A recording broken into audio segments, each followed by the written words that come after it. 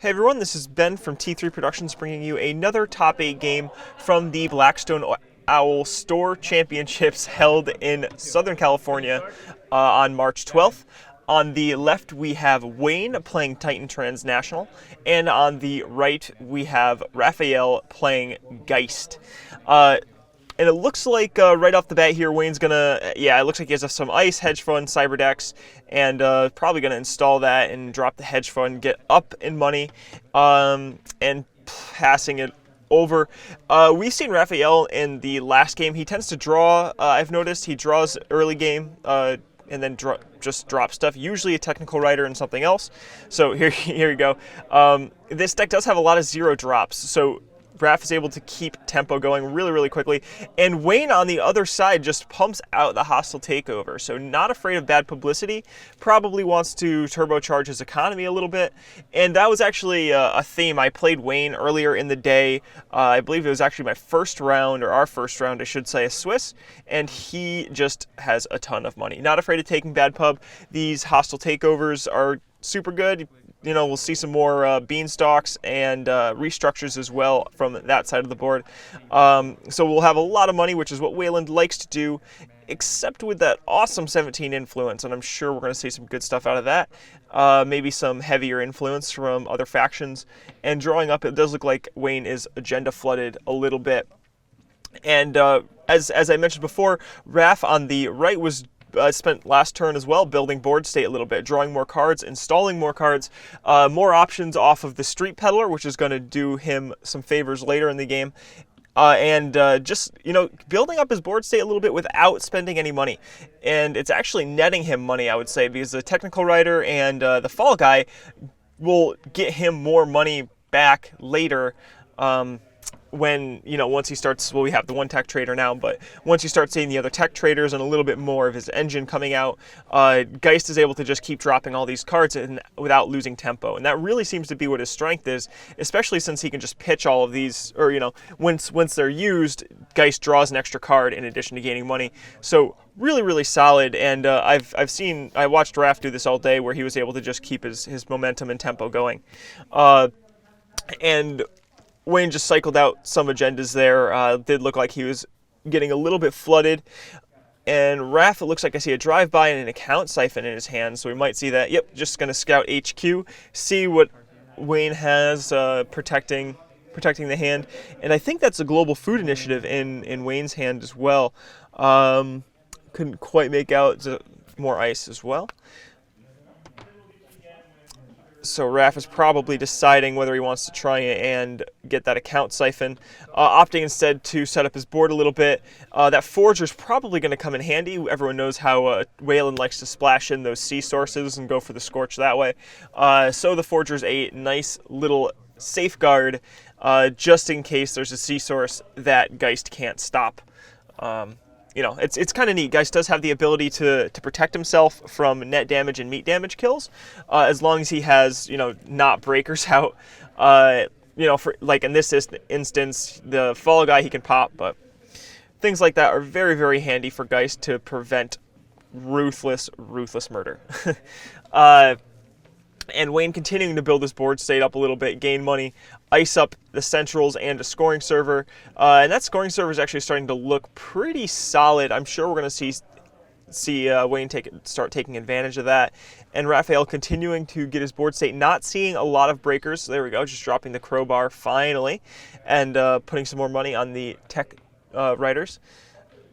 And he has a lot of pressure Raph has a lot of pressure in his hand. There's an account siphon, a legwork, and a drive-by at the very least. So I bet you Raph is waiting for Wayne to try and put an upgrade in that scoring server. That is something that you see a lot out of pretty much any ID now. If you're going Glacier, it's about the upgrades. So if Wayne drops any upgrades in there and doesn't res them immediately, Raph's just going to drive by them and get it out of the way, which might be good if we end up seeing a Caprice And with Titan's 17 influence, that is definitely not out of the realm of possibility.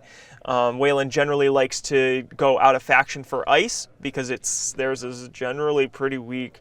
A lot of barriers, but that's just about it besides Archer, which is turned on. And that actually might be another thing here that Raph is trying to play around.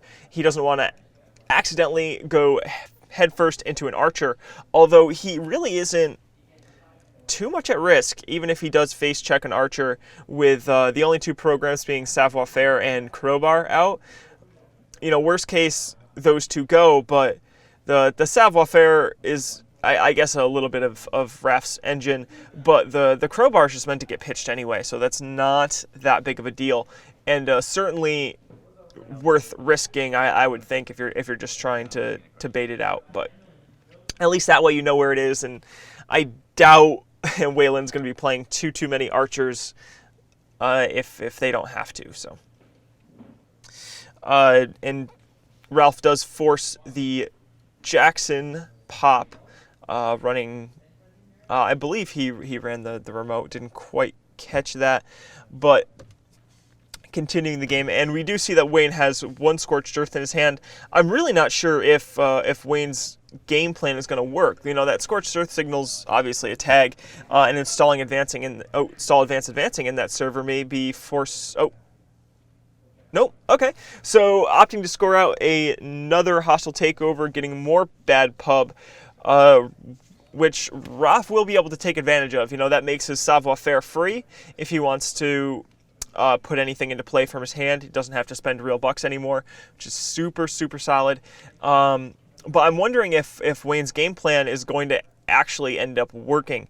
We've seen the Scorched Earth, and we see this Glacier style build, so it kind of starts to read to me like Wayne, oh awesome, and Raph gets the auto scripter into play, so he will be making time off installing programs now, and if he pops something out with Savoir-Faire, Raph essentially gets 5 clicks in a turn for 2 credits, which is pretty good, even though he doesn't have a lot of money right now. Just trashing something using a technical writer even would get him 6 credits. The Fall Guys gets him 4, so a lot of options to get money quickly. But what I was saying was that Wayne, this style build usually lends itself to Glacier, especially when you see 3 ice in what you would perceive to be a scoring remote. Lends itself to that archetype, but with us, we see the Scorched Earth. Raph has not yet. But if Wayne is going for the Scorched Earth kill, he's probably relying, I have a feeling like he's going with the Sea Source option, just because it is a lot easier to land in most cases. It's less influence than mid-seasons, and especially with a deck built like this, most likely Wayne's going to have more money than you, Titan's going to have more money than you at all times, so the Sea Source Scorch play would be pretty safe, except Raph's deck is a natural counter.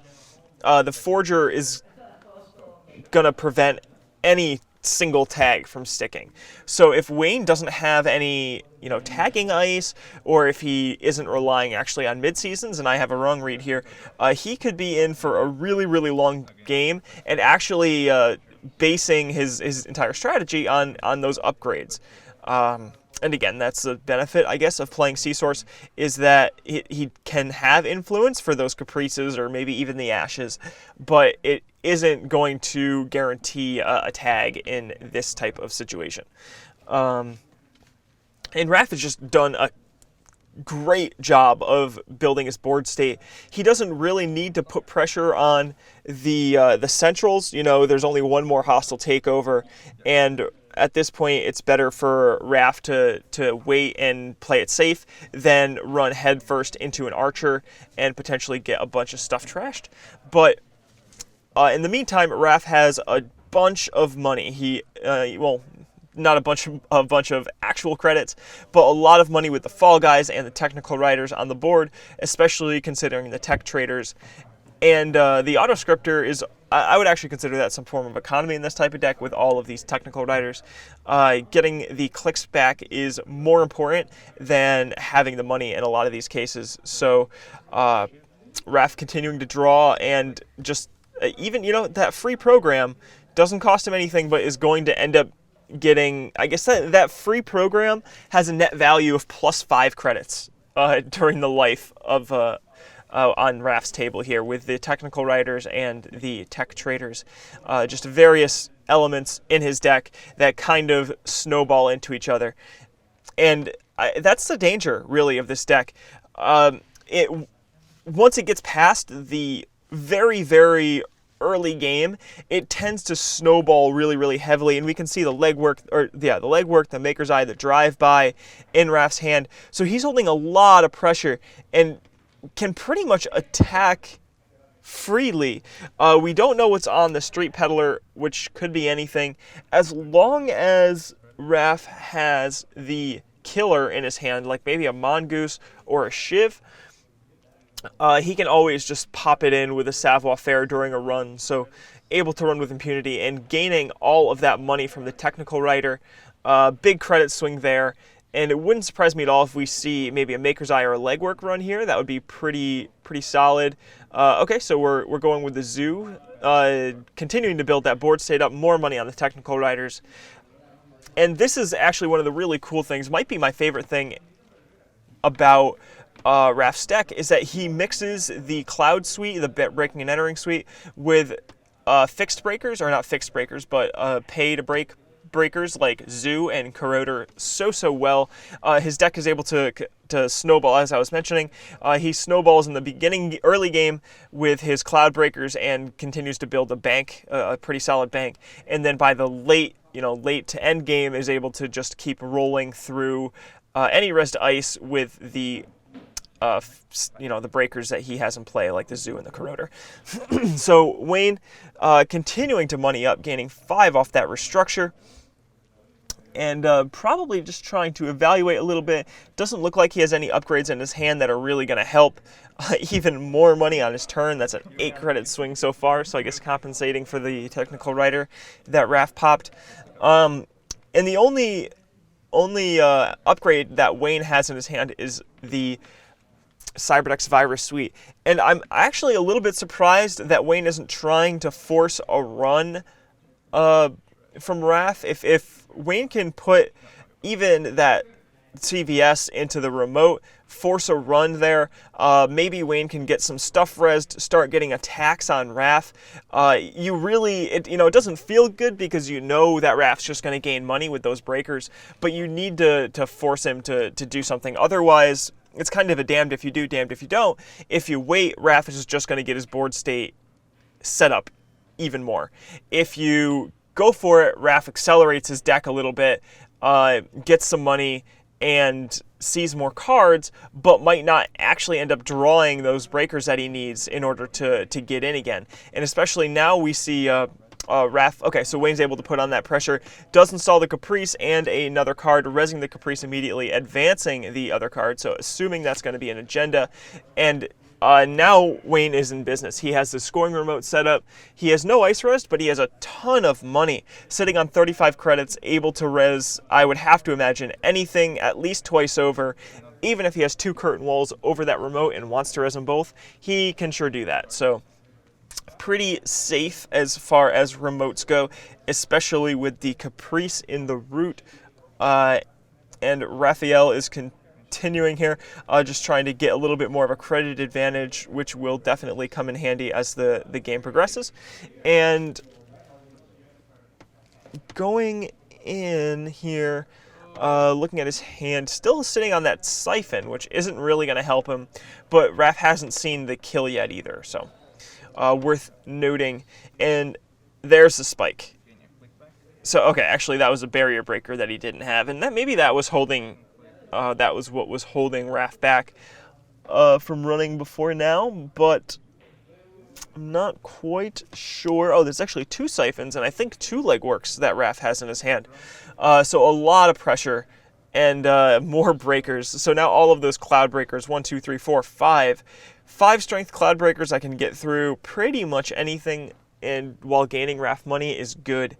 Raph clearly just letting that agenda come out no matter what it is.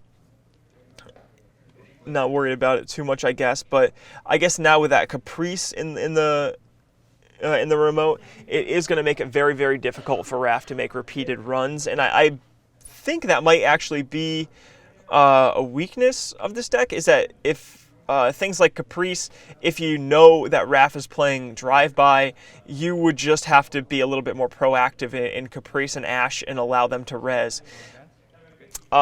Criminals can make runs really, really easily, but repeated runs are a little bit more difficult, and Wayne going ahead and just double advancing the Atlas, not going for 2 counters, probably has some pieces in his hand. Of course, Titan's ability coming in handy there, still getting the counter along with the hostile takeovers. So I'm assuming a Marker Yale will be coming out soon, and Raph responding with the Maker's Eye, trying to get some value out of these runs.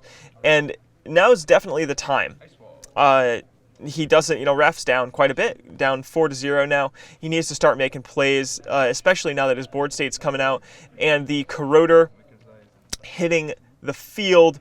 It's going to be, that's so good. Bad publicity is really, really helpful for any deck. Pretty much between the Street Peddler and the Bad Pub, it pays for the Corroder and breaking the ice wall. Excalibur also on the remote, or on R&D, which is pretty good. We'll still see 3. It's not really going to stop it. And there's some points. Hitting the Oak Town renovation. Definitely going to give Raph some momentum here. And, oh man, all right, so a great Maker's Eye. You can't really ask for more than that. Getting 4 points on the run and hitting a Jackson. And we see the one that's removed from the game on Wayne's side already. So there's only 1 left. And presumably a bunch of agendas. We see that Wayne has 1-pointers, at least the 2 hostile takeovers. I would assume that there's another hostile takeover, although maybe Wayne has some other surprises in store for us. And now Geist is going to make even more money pitching the technical writer, making bank off of it. I didn't quite see how many tokens were on it. But that's still going to work out in Raph drawing into the levy. So he now can cycle pretty much anything that he needs or wants, which is a huge advantage. And the other Shiv, an extra breaker, also going to come in handy. So Raph can continue to put on pressure just with what is in his hand. Between the drive-bys and the siphons and the legwork. And, of course, the same old Maker's Eye is definitely a play that he could make here. So hopefully Wayne has something in store, or else this could start going really, really bad for him and the bank. It's 3 times. Oh, man, that's so good. Triple advancing the Chronos Protocol, removing Geist's entire deck from the game. That has to be at least 30 cards that Raph doesn't have at his leisure anymore, and just going in for the legwork. Raph does have the same old things, but since Wayne has the scoring remote set up, any agenda that goes into Raph's hand, or that goes into Wayne's hand, I'm assuming it's just going to go in the remote immediately. So Raph has to hit HQ, make sure that he wasn't hiding in another agenda, and there's the Atlas. So it is up. Raph is up 6-5 on Wayne. Still anybody's game. A 2-pointer in that remote will win for either of these players. But Raph was able to do a lot of work with that legwork, and going in again for the legwork, it looks like, since he doesn't have any other options there when same old things. Maybe not. Reconsidering a little bit. Seeing what cards got removed from the game. Okay, so maybe the deck was, or the discard pile wasn't as large as I thought, but there's still plenty of cards that are worth, or that made that worthwhile. It puts a lot of pressure on Raph moving forward, too. So he does go in for the same old legwork after quite a bit of thought. And I think you got to do it. You need to at least know what Titan has in their hand. There's only 1 or 2 cards that Raph doesn't know in Wayne's hand. But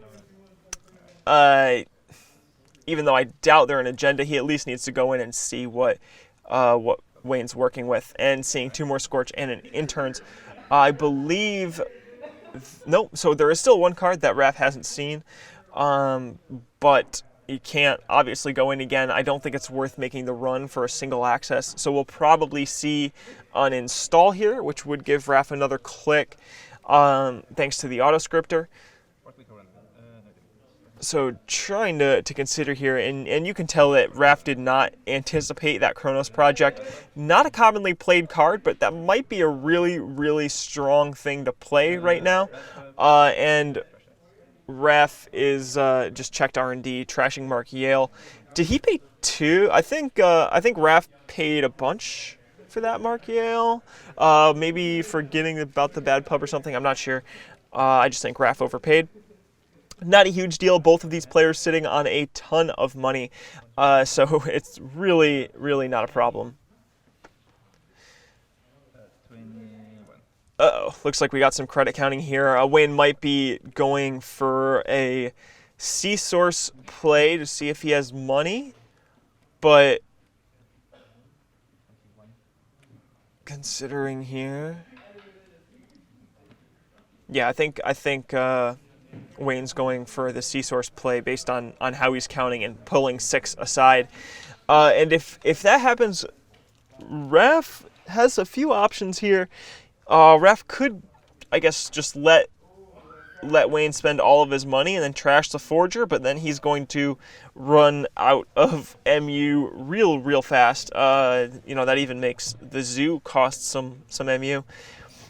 And you'd have to trash like 4 or 5 programs, which is not favorable. So most likely we'll see Raph pay out of it, I expect, especially now that we know that Wayne plays Caprice. And okay, so my apologies about that. There was a brief pause, but we did have that C-Source play. Wayne did make a C-Source play. You can see that in the discard pile. And it looks like I'm not sure. Raph has the Forger. I think Raph might have just taken the tag. I think Raph might have just taken the tag. Since the Forger still is in play. The Mark Yale coming up and pulling some more credits now that Wayne lost a significant amount of funds. He's trying to figure out a way to do this here. Raph running into the remote, just trying to take care of the Caprice while Wayne's defenses are down a little bit, and which is a solid play here. I think Raph knows that Caprice is what is preventing, or that is making it hard for that, or making that scoring remote a problem. So if Raph can take out the scoring remote, take the Caprice out of the equation, it's going to at least force Wayne to slow down a little bit. We did see the interns that Wayne had in his hand, so he could always interns it back into play in that remote, but that's going to take a little bit of time. In the meanwhile, Raph is just continuing to pound that remote, forcing Wayne to spend a bunch of money. Now Wayne's down to 6. If Raph still has that account siphon in his hand, Raph has a pretty strong opening here. Even if Wayne does manage to install an agenda or install an advance on agenda, Raph can siphon. And, okay, so we see the Oaktown, so that's actually going to save him a little bit of headache here. So that siphon's no longer really a reasonable play. Going up to 8. Okay, so I guess that still is a play. Raph could siphon, then same old siphon, and then run the remote. That would be a pretty solid play here. But I'm not sure if Raph wants to risk whatever being in front of HQ, if it's actually possible for Raph, or for Wayne to stop Raph. But honestly, even if Wayne reses those pieces of ice, as long as Raph can get through one of them, most likely that will still be enough to bring Wayne down to 0 credits. So I think going for the siphon as long... Oh, okay. So I actually don't think Raph has those in his hand anymore. I think those were gone at some point, so it doesn't make sense to try that plan of attack. Instead, Raph opting to just run the remote. We'll probably see 4 runs on this remote with 4 chances to hit the side game at least once. So popping the crowbar, drawing some more cards, which is nice. I'm sure Raph could still use the siphon. At least one siphon here would be worthwhile, especially if he can get Wayne down to a point where he doesn't have money. So Raph losing $2 on that run, pretty much mitigated by using the crowbar. Looks like Click 2 running the remote again. Some more no reses. Wayne probably just trying to keep some money just in case the Caprice does hold out. Wayne only needs $1 to make it so we can score out the Oaktown. And I really don't know what's in front of that remote, but Raph does have the money, so it's not that important at this point that he rests those pieces of ice. Another side game in before hitting the server. This is it. This is what it's going to come down to. Bunch of side games to prevent it, and there it is. They both bet one. Raph is able to get in and steal the Oaktown renovation past the Caprice. So there you have it. The Titan Wayland, the bank, not able to keep the criminals out. I have a lot more top 8 action coming from this tournament. Thank you very much for watching. I'll catch you next time.